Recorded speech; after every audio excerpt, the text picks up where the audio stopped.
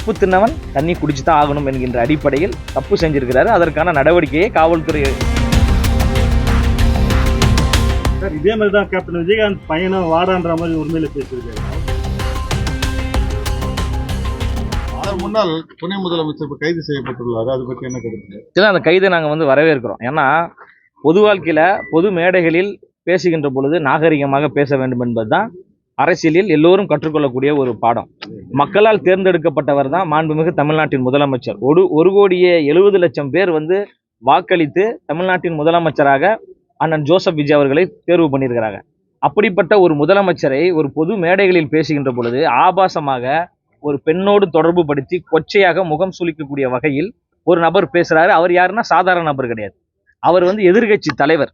அவரும் மக்களால் வாக்களிக்கப்பட்டு வெற்றி பெற்ற ஒரு சட்டமன்ற உறுப்பினர். அப்போ தார்மீக பொறுப்பும் கடமையும் இருக்கு. நாகரிகமாக பேச வேண்டிய ஒரு சூழல் இருக்கு. சட்டம் தன் கடமையை செய்யும் என்கின்ற அடிப்படையில் சட்டத்தின்படி இந்த அரசாங்கம் முறையான நடவடிக்கையில் ஈடுபட்டிருக்கிறாங்க. தவறு யார் செய்தாலும், எவ்வளவு பெரிய அதிகார உச்சத்தில் இருக்கக்கூடியவர்கள் செய்தாலும் சட்டம் கடமையை செய்ய வேண்டும் என்று நினைத்துவிட்டால் சரியான நேரத்தில் சரியான தருணத்தில் நடவடிக்கை எடுப்பார்கள் என்பதற்கு இது ஒரு சான்று.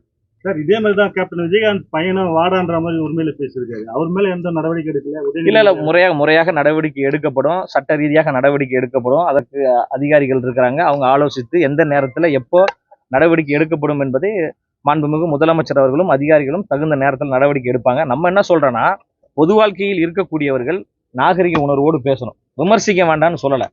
எங்க ஆட்சியின் மீது குறைகள் இருந்தால் விமர்சனம் பண்ணுங்க. அதை நாங்கள் சரி செய்வதற்கு தயாராக இருக்கிறோம். நாங்கள் பெரியார் வழியில் வருகிறோம், அண்ணா வழியில் வருகிறோம், எம்ஜிஆர் வழியில் வருகிறோம் என்று வாய்க்கிலேயே பேசிவிட்டு பொது மேடைகளில் மக்களால் தேர்ந்தெடுக்கப்பட்ட ஒரு முதலமைச்சரை மிகவும் இழிவாக பேசுகின்ற பொழுது அதை யாரும் வேடிக்கை பார்க்க முடியாதுல்ல. அந்த அடிப்படையில உப்பு தின்னவன் தண்ணி குடிச்சு தான் ஆகணும் என்கின்ற அடிப்படையில் தப்பு செஞ்சிருக்கிறாரு. அதற்கான நடவடிக்கையை காவல்துறை முன்னெடுத்திருக்கிறாங்க. அதை நாங்கள் வரவேற்கிறோம். சார், சீமான் இடைத்தேர்தலுக்கு நான் வெயிட் பண்றேன் அப்படின்றாரு. அதை பத்தி எனக்கு நிறைய வேலைகள் இருக்கு. நிறைய ஆய்வுகளுக்கு